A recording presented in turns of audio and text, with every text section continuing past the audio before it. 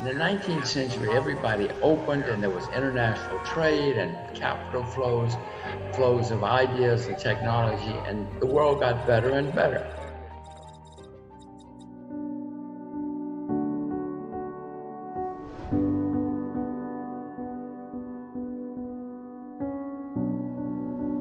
The better way for the U.S. to effectively use the money that's printed essentially by the central bank to invest in infrastructure. At the moment, America's having problems, and so America's printing a lot of money, as you pointed out, and borrowing a lot of money, which in my view is, again, I'm an American. I hate to see it because it's leaving my children with a huge problem. So I wish America would not do what it's doing. I wish that America, if it's going to spend money, would spend money on developing infrastructure. China's spending money too, but you seem to be spending it better. You're spending it on infrastructure. In America, we're just spending it on making sure people have jobs, which is great for the people, but it's not good for the long-term growth of America. I think a portion of the central bank's money that's been printed through the system should go into infrastructure. The U.S. needs better infrastructure, I should say, is telecom infrastructure. And of course now Huawei, as a typical example, Huawei is not only the de facto global leader, I think, in 5G telecom equipment and telecom infrastructure. For the United States today, I think few people really realize the fact that no American companies is actually in the 5G infrastructure race. If the US blacklists Huawei, the US is essentially helping the Ericssons, Nokias, and the Samsungs of the world to edge up in this global competitive race. Where does America stand fundamentally in this global 5G race altogether? Well, Shirley, I am the worst. I am hopeless when it comes to technology. My 12-year-old daughter knows more about the phones than I do.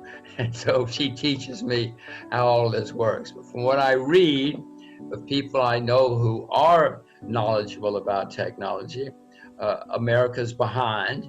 I certainly know in many things America's behind technology. From what people tell me, China's ahead. Huawei is ahead of America.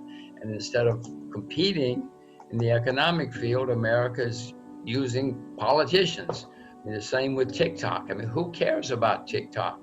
But America's behind. So America says they're evil people, and we're going to give American companies an advantage. This is not the way America became a great, successful, and powerful nation. China produces something like 10 times as many engineers, or maybe 20 times as many engineers as America does every year. So in America, we need to improve our education.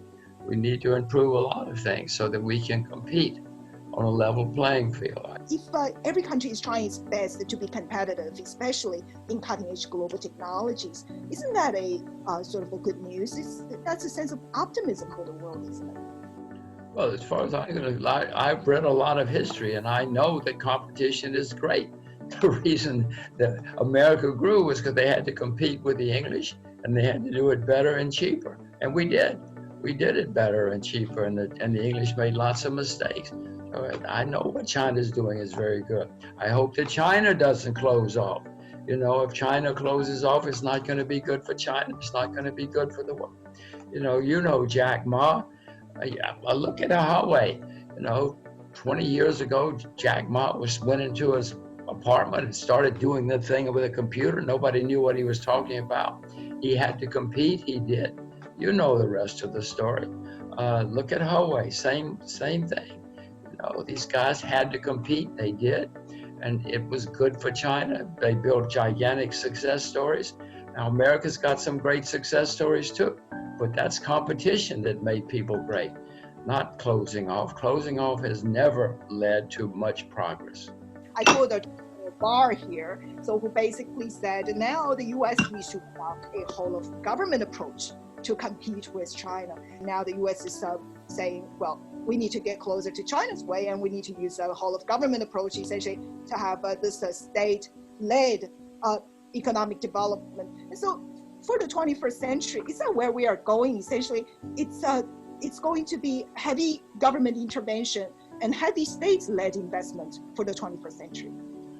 People are reacting and getting defensive. But Shirley, in the 19th century, everybody opened and there was international trade and capital flows of ideas and technology, and the world got better and better.